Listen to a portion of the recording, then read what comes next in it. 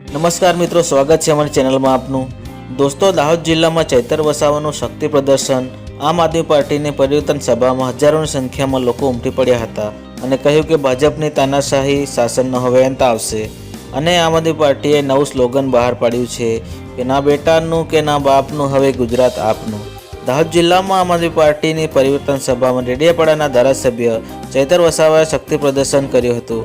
આજે ગરબડા તાલુકાના નાઢેલાવ ગામે યોજાયેલી જનસભામાં હજારોની સંખ્યામાં જનસેલાબ ઉમટી પડતા વિરોધી છાવણીઓમાં ફફડાટ વ્યાપી ગયો છે।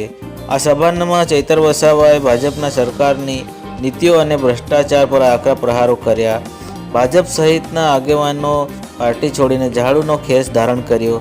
નાઢેલાવની આ પરિવર્તન સભામાં રાજકીય સમીકરણો બદલાતા જોવા મળ્યા હતા।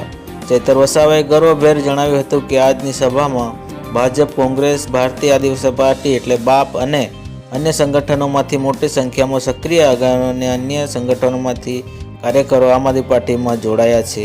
વસાવાએ તમામનું સહર્ષ સ્વાગત કરતા કહ્યું કે જે રીતે જનમેદની ઉમટી છે તે સાબિત કરે છે કે લોકો હવે પરિવર્તન ઈચ્છે છે। સ્થાનિક સ્વરાજ્યની ચૂંટણીમાં આમ આદમી પાર્ટી સ્વતંત્ર લડશે અને જીતશે।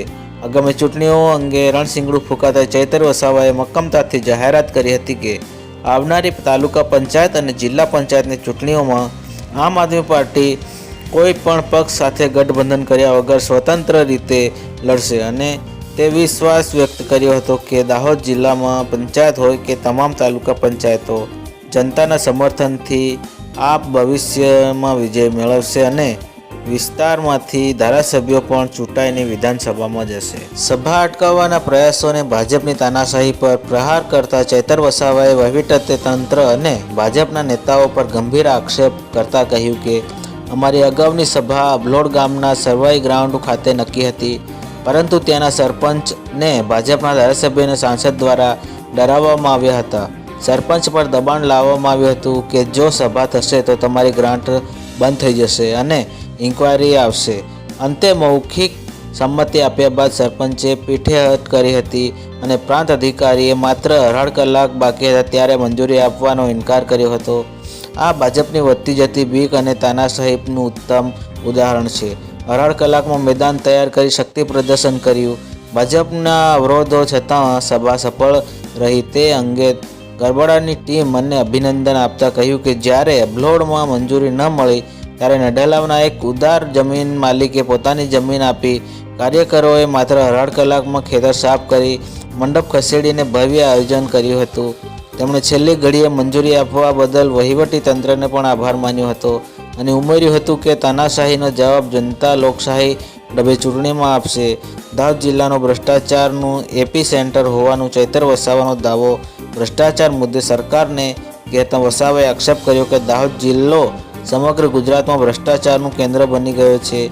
મનરેગા યોજનામાં બચુભાઈ ખાબડના દીકરાઓએ મોટું કૌભાંડ કર્યું હોવાનો આરોપ લગાવતા તેમણે કહ્યું કે ગુજરાતમાં પેટર્ન યોજના, આદિ આદર્શ યોજના અને નલ સે જલ યોજના પણ કરોડો ભ્રષ્ટાચાર આચરવામાં આવ્યો છે। આદિવાસીઓની તોટે ડબલ લેનની જમીનનો પણ અધિકારીઓએ નેતાઓના ઇશારે બરોબર વેચી દીધી છે, જેની તપાસ ભાજપના નેતાઓના નામ આવતા જ બંધ કરી દેવાઈ છે।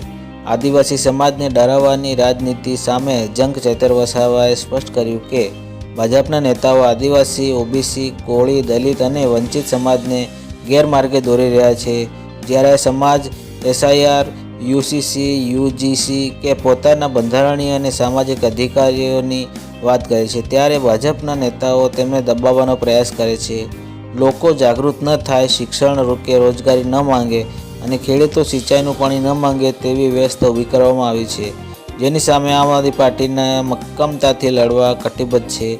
મોદી શાહ ગઢમાં આમ આદમી પાર્ટી બીજા નંબરે। વસાવા ગુજરાતના રાજકીય માહોલ પર ચર્ચા કરતા તેમણે કહ્યું કે શાહનો ગઢ છે એટલે ત્રીજો મોરચો નહીં ચાલે, પરંતુ આજે આમ આદમી પાર્ટી સમગ્ર ગુજરાતમાં દોડી રહી છે અને મજબૂત વિપક્ષ તરીકે ઊભી છે। હાલમાં સર્વે મુજબ પણ આમ આદમી પાર્ટી બીજા ક્રમે છે। તેમણે આશા વ્યક્ત કરી કે દાહોદ, નર્મદા, વલસાડ, પંચમહાલ અને છોટાઉદેપુર જેવા જિલ્લાઓમાં આમ આદમી પાર્ટી બહુમતી મેળવશે।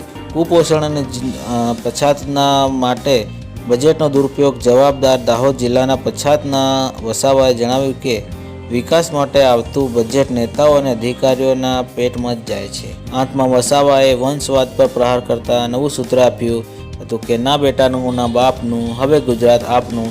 તેમણે કહ્યું હતું કે ભાજપના નેતાઓનો દીકરો કે ભાઈ જ ચૂંટણીમાં લડે છે, જેમ કે દાહોદના સાંસદ ભાઈ જ ધારાસભ્ય બને છે. આમ આદમી પાર્ટીમાં સામાન્ય માણસને મંચ મળે છે. આમ આદમી પાર્ટી એટલે આપણને બધા જ ને, અને હવે ગુજરાતમાં આપણને બધાનું છે, કોઈ એક પરિવારનું નથી. આ જનસભામાં આમ આદમી પાર્ટીના દાહોદ જિલ્લાના પ્રમુખ રાકેશ બારિયા અને પ્રદેશ સંગઠન મંત્રી નરેશ બારિયા સહિતના અગ્રણીઓ ઉપસ્થિત રહ્યા હતા અને સભાને સફળ બનાવી હતી. તો દોસ્તો, આ વિડીયો તમને પસંદ આવ્યો હોય તો લાઈક કરજો, શેર કરજો અને ચેનલ પર નવા હોય તો ચેનલને સબસ્ક્રાઈબ કરીને બેલ આઇકન દબાવી દેજો, કેમ કે તમે અમારી દરેક અપડેટ દરરોજ દેખી શકો છો. જય હિન્દ, જય ભારત, ધન્યવાદ.